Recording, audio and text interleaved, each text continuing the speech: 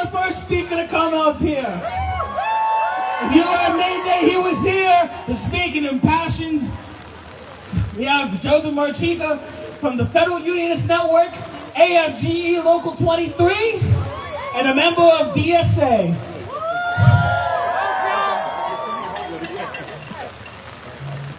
Thank you. It's a little wet out here. Give me a second while we work out some logistics. All right. Thank you. First off, can I get a big cheer for Olivia. For holding the umbrella, because it is wet as hell out here.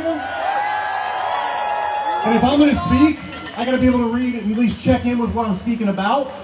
Don't worry, I will not be reading off a paper to you.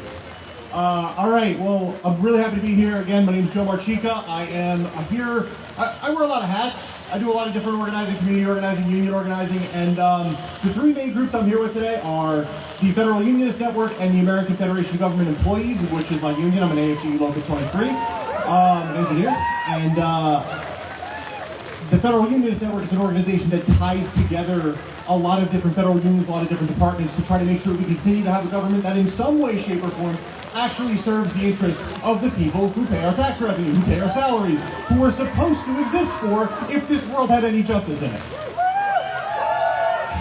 The other organization I'm here on behalf of is more on the community organizing end of things. I am a member of Central New Jersey Democratic Socialists of America, which is a chapter in the nationwide network.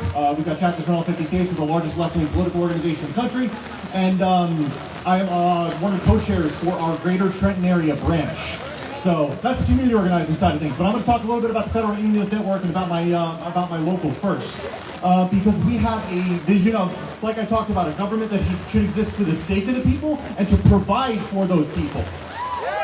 We believe that we, as a country, should be entitled to health care and housing as a human right, which we don't currently treat it as, but it damn well should be, right? Thank you.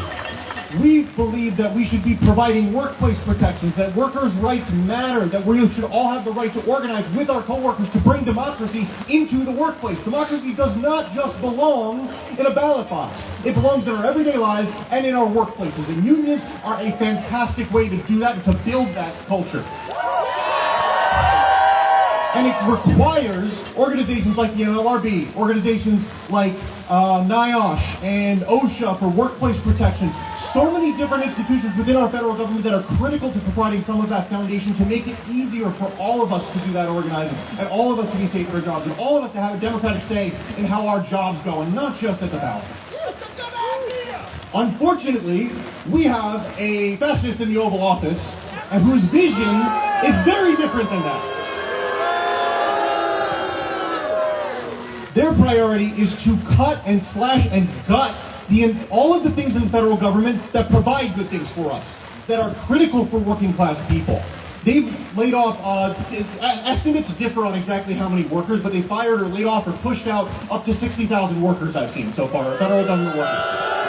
And we're fighting like hell to hang on to things, and we've had some wins. We've turned them back in a couple key places, but we are under attack. And so we need you guys to show up. I'm really happy to see everybody showing up here.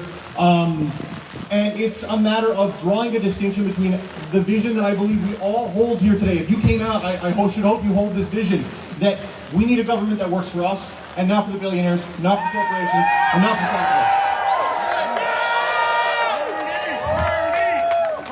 capitalists. So, contradictory to that reason, you have folks like Stephen Miller and like Trump, whose priority is to almost like psychotically obsess about going after trans people, about going after immigrants, about going after black and brown people. And I want to make it like crystal clear here. Federal government workers are under attack, but there are a lot of folks amongst marginalized communities who have it far, far worse than the cishet guy standing in front of you, the cishet white guy standing in front of you who happens to be a federal worker. That's why I'm being targeted, but it's like double and triple and quadruple for folks who have other categories that they will get targeted for.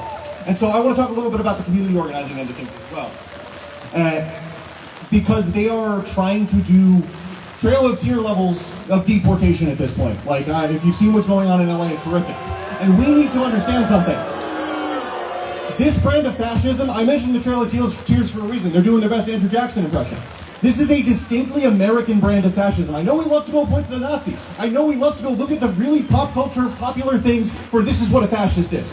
But this isn't our roots as a country. People say that this is not America. This is a part of what America is and what America has had to confront over time. But there's hope in that. Because we fought this before, and there are people who came before us who fought these types of battles, and we can learn lessons from them. And we can follow in those footsteps. From Selma to Standing Rock to the raid on Harper's Ferry to the communities, the maroon communities in the mountains of Appalachia, to the Battle of Blair Mountain, to the Young Lords and the Black Panthers, to Ferguson, to George Floyd's uprisings.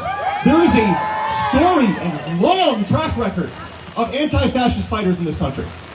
And I want to highlight one particular lesson that we can look at from that struggle for how the ruling class, for how the fascists have divided the movements that have opposed them.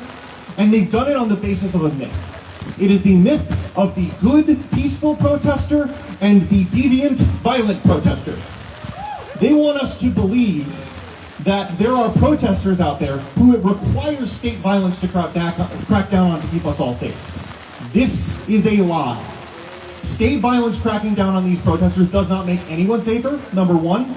And number two, when we parrot talking points about how only peaceful protest is warranted, only if you don't start violence, we are not only feeding into the narrative that the violence comes from the protesters, when 99 times out of 100, it comes from the cops, it comes from ICE, it comes from paramilitary groups. Not only that, but we are preemptively driving a wedge in our coalition. We are saying to anyone who gets violent in response to the violent repression of fascism, anybody who punches a Nazi, we're essentially saying, we respect you less than the state, than the fascists you are fighting. And that is not okay, because it tells the fascists exactly how to divide us and cut us up and defeat us. We can't do that. Do not fall for this. Do not fall for this. Respect. Look, we're anti-fascists here, right? We can say that? Yeah? Let me hear it. Are we anti-fascist or not? What does it mean to be anti-fascist? It means we oppose the toxic and evil ideology of fascism that seeks to create a gleaming ideal and then genocide or oppress anybody who does not meet that cis, white ideal. They're a typical ideal. So I want to urge everybody here to be very, very vigilant about that. Because this is a tactic that's been used before and will be used again, and we can beat it. And I think it's critical to also understand that we have to organize a broad movement, and that means not dividing our movement, but also we have to be strategic and targeted and understand how to disrupt these things, how to effectively get after the base of power. And we have to organize in a way that is strategic, and in a way that builds our power and goes after the roots of fascist power. And that means disrupting everyday life. Protests like this are a fantastic start. But if they end here, we're not going to win. We have to keep doing this, and then we have to go further. Look at how France protests. The way that France works, they literally will shut it down. There's a reason that every single labor action, every single strike, every single picket line, every single march, what do they chant? You guys know? If we don't get it. Thank you. At least somebody over here knows. You have to be willing to pose a threat. You have to understand that, as the great Frederick Douglass says, power concedes nothing without a demand. It never has and it never will, but I'm going to add an addition to that. A demand means nothing without leverage, and leverage is an implied threat. If you are not implying that you are willing to shut down everyday life, if you are not implying that you are willing to shut down the revenue streams that the capitalists and the fascists rely on, if you're not implying that you are willing to make small sacrifices to prevent horrific tragedies and genocides, then we will not win. So we have to be willing to do that. We have to be willing to do that. So I want to encourage everybody here, don't let it stop here. I'm just going to mention real quick, I'm going to have some flyers and different things. I'm going to have a sign-up sheet for both my community organizing with DSA and for the Federal Unionist Network. There's lots of different ways to get involved, be in rapid response networks. DSA, we're doing a lot of immigrant justice organizing, trying to protect our immigrant neighbors, make sure that we can disrupt them being kidnapped, make sure we do know your rights trainings. We're also organizing for Palestinian liberation and to end the genocide in Palestine. I am not shy about saying this because our struggles are linked intrinsically. That's a real priority for us, and we're also trying to help people organize in their labor unions. Obviously, I'm organizing in mine. and to organize tenant unions. So if you want to take this fight home with you, if you want to bring democracy not just into the workplace but into where you live, I'm happy to help folks find their place in these movements. One of the most important things I like to try to do, and I think we need many more of these type of people, is be an usher into different parts of our broader movement. So if you want to come up to me and have a conversation, you see me, do not hesitate. I am happy to connect you with different things that are going on. So, and if I can leave you with one thing, it's that we have to understand that we are all coming from different places. We all have different reasons we are in this fight. We all have different worlds we want to see. But all of our worlds flow through a world that allows for those possibilities. There is a multitude of ways forward and only one way back that the fascists want to take us. So we are united against that way back to that one world. And we have to understand that we are going to fight in different ways. We are going to use different tactics. We are going to use different strategies, and that's good. That's okay. A diversity of tactics is a good thing, is an advantage, so long as we support each other with anti-fascist solidarity across those groups, across those tactics, and we understand that we will always respect and support the people fighting fascism more than the fascists, even if we disagree with how they fight. We have to do this. So I will leave you with that. And honestly, thank you all for coming out here. Can I get one more time? Let's try this one more time. No ICE! No KKK! No fascist USA! No ICE! No KKK! No fascist USA! No ICE! No KKK! No fascist USA! We don't get it! If we don't get it! We don't get it! Shut it down! Shut it down! I said we don't get it. You say shut it down. I thought they were cutting me off. It's just the tech difficulty. Is this one working? Awesome. Thank you. All right. So the way this works is I say if we don't get it, you say shut it down. All right? If we don't get it, shut it down. If we don't get it, shut it down. All right. Now you're getting it. Keep that spirit. You got some great speakers coming up. Thank you all for coming out here today. This is an incredible turnout in the rain. Thank you all. Moving briskly along, we have Jim Sullivan from the New Jersey ACLU. What's up, Trenton? My name is Jim Sullivan. I'm from the ACLU, New Jersey. It feels great to be around people that can't just sit by and watch the injustices that we're seeing every day without fighting. It's a beautiful thing to see you all, the power of the people out here in the rain. We need this energy more than ever, and we need each other more than ever. Today, I'm going to talk about how the ACLU New Jersey is fighting in the courts, in the legislature down the street, and how we can keep this movement strong for the fight ahead of us. First, let me talk about how we're fighting in the courts. We're proud to be part of the legal team representing Mahmoud Khalil. That's right, free Mahmoud. Who the Trump administration and the Department of Homeland Security illegally arrested and detained in direct retaliation for his advocacy of Palestinian rights at Columbia University. He was taken from his pregnant wife and transferred to a Louisiana facility 1,300 miles away shortly thereafter, ripping him away from his pregnant wife and legal counsel. Since being unlawfully detained, Mr. Khalil has been forced to miss the birth of his first child and other irreplaceable moments in his family's life. This is a severe injustice. But just this week, we won a preliminary injunction that blocked the Trump administration from using the provision that they invoked to detain and attempt to deport Mr. Khalil and other students and scholars for their speech. This is a big victory, but the federal government is doing everything they can to delay justice for Mr. Khalil and people like him. He is still not free, and we won't stop fighting until he's reunited with his wife and newborn child. Free Mahmoud Khalil. We're also fighting in the legislature right down the street. The ACLU New Jersey and other advocates have been pushing for a bill called the Immigrant Trust Act for years, which will allow New Jerseyans to seek protection and support from state and local agencies without fear of deportation. Increasing trust in public agencies allows all people, regardless of immigration status, to seek public services that are essential to the health, education, and well-being of their families and the broader community. This bill builds a stronger, fairer, more welcoming New Jersey for everyone.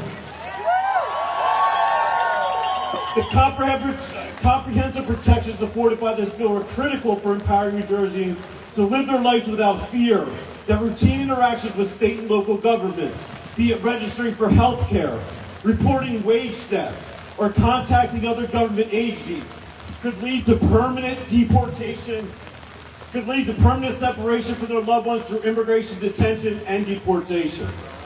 As the federal government continues to expand immigration detention and new threats loom over immigrant communities, passing the Immigrant Trust Act is more urgent than ever. And your state legislators right down the street have been sitting on this bill for over a year. We know how quickly they can pass legislation when they want to it. They do it with bad legislation almost every week.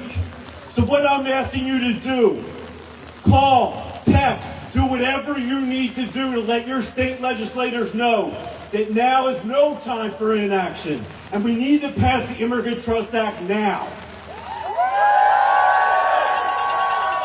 And after you contact your legislatures, take note of who takes action and who doesn't.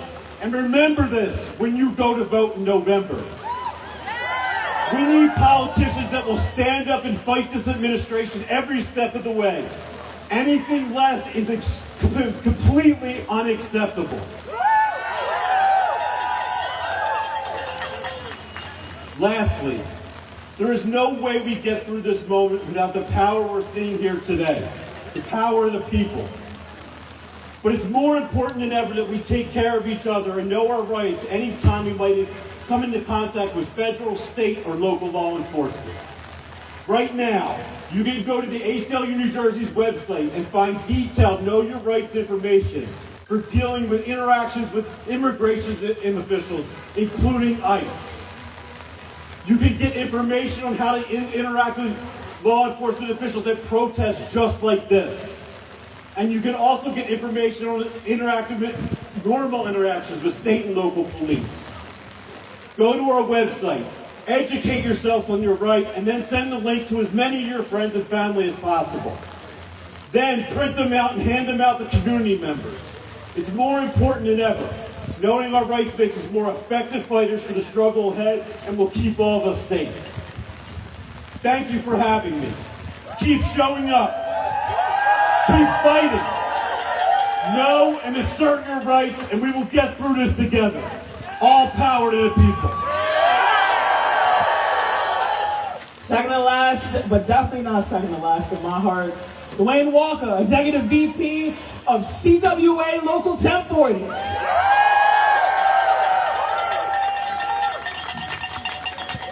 Good afternoon, brothers and sisters. My name is Duwaine Walker, and I am the Executive Vice President of CWA Local 1040. And I'm here today to let you know that I stand with you and that we stand with you in solidarity. We stand with all workers on the streets protesting today across this great nation. We welcome your advocacy and your passion. The late Dr. Martin Luther King Jr. famously stated, "Our lives begin to end the day we remain silent about the things that matter." Absolutely. He believed that silence in the face of injustices is surrendering. So guess what, brothers and sisters? We are not surrendering. We are sending this administration a clear message that we will not sit idle. We will not allow you to infringe upon our constitutional rights. that we will not allow you to silence us by invoking the use of the military.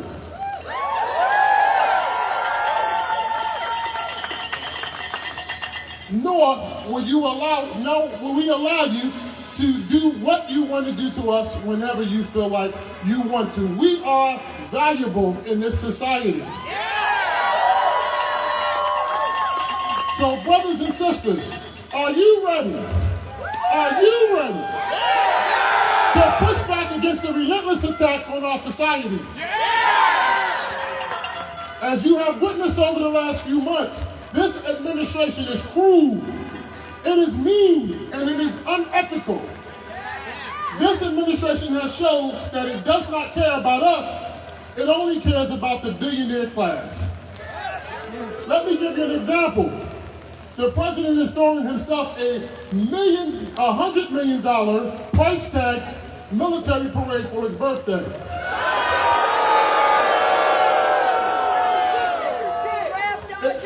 Which is funded by we the people, the taxpayers on our dime, while he's working vigorously to pass his big, bad, ugly bill,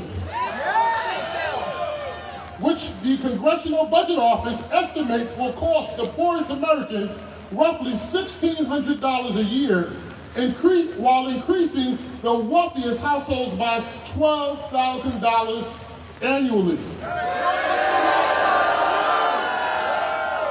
In layman's terms, the bill is taking from the poorest citizens and giving to the wealthiest citizens. This bill doesn't stop there, brothers and sisters. This bill also guts Medicaid, slashes supplemental nutritional and assistance programs.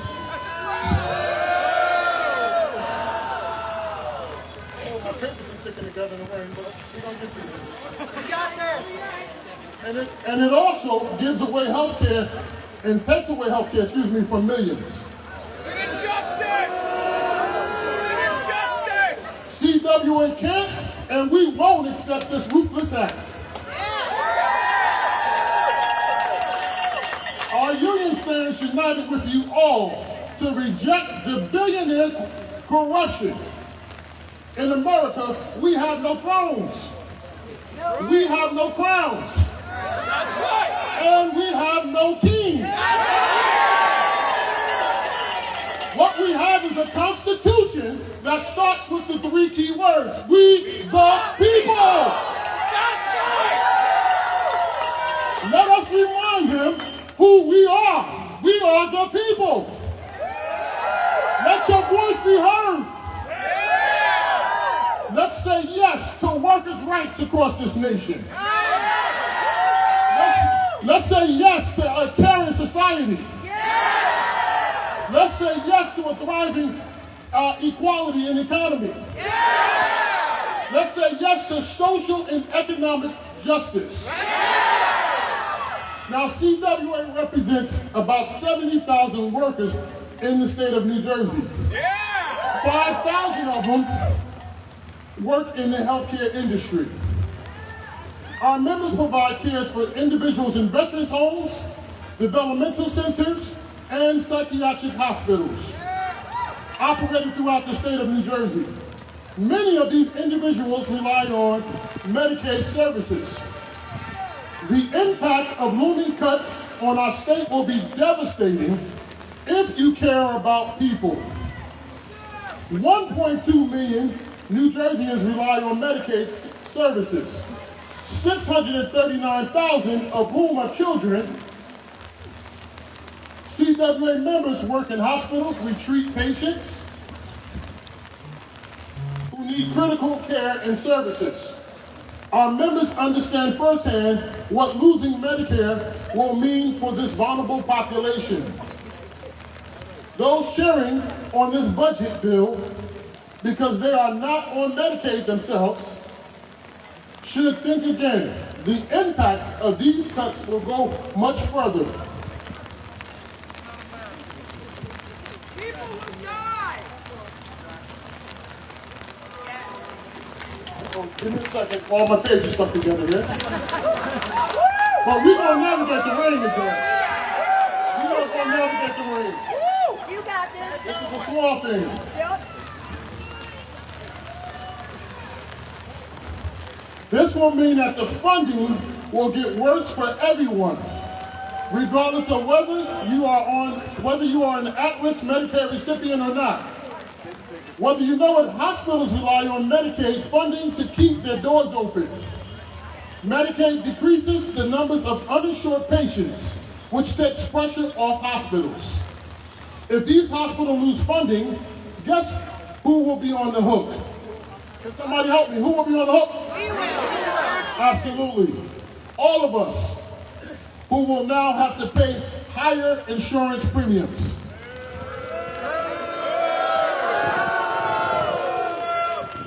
Medicare funds healthcare in rural areas. Slashing funding will leave entire communities without access to care and will put local economies in direct danger. Healthcare workers already face significant challenges on the job. As it is, New Jersey is projected to have one of the largest staffing shortages in the country.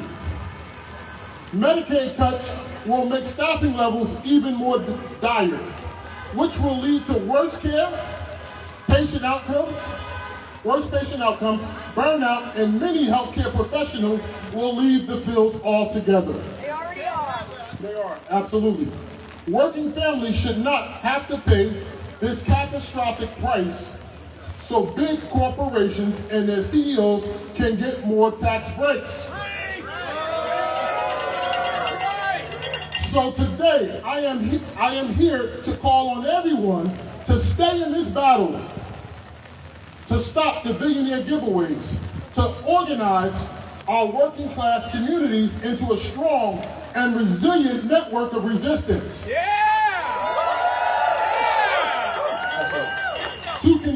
To continue to show up and defend our rights in our communities. Together, brothers and sisters, we can stay strong and we will prevail. And this is the logo of CWA. When we fight, we win. When we fight, we win. When we fight, we win. Thank you. God bless everybody. I think we have one more speaker, and it is Bonnie. Am I right? Bonnie Watson? Bonnie Watson. Hello, everyone. Welcome to your Congresswoman, Bonnie Watson-Coleman.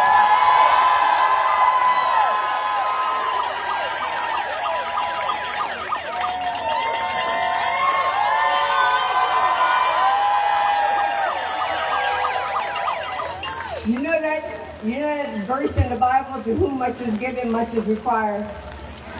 Well, you all have shown what you're willing to give. And so when you leave here today, you let your neighbors know, your family who didn't show up, the folks who may not be your friends, but you know them, you let them know what you did for them today. You stood up for liberty, for justice, for freedom. You stood up for America. Now, you see my hat? I took this off of my husband's head. If we had done this, you see what this says?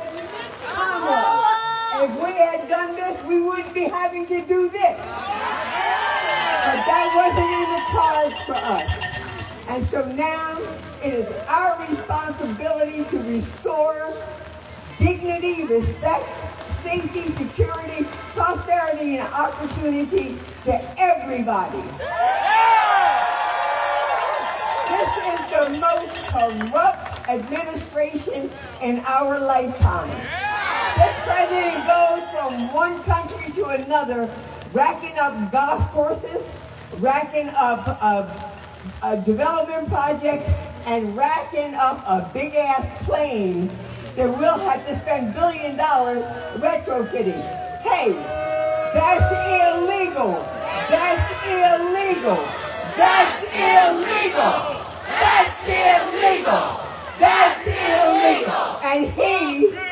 And he should be paying for all of those felony convictions that he had against him. So let me just end, because this is a long, nasty day. It doesn't matter if it's SNAP, Medicaid, Medicare. It doesn't matter if it's public education, if it's workers' rights to organize. We're all in this together. We all want our freedom back.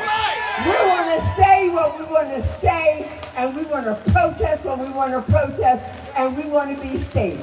And we want to remind those folks in 1776, those immigrants who came to this country from another country to seek freedom, well, that freedom you put in the Constitution in 1776 is threatened right now. But we, the people, will protect it. So every chance you get, every opportunity you get, you stand strong. You stand together. You look after one another. You protect our immigrants from their disappearance. This is a country of immigrants, and that's why we're so great. God bless you. God bless you. God bless you. God bless you. And God take care of you so that you can take care of others.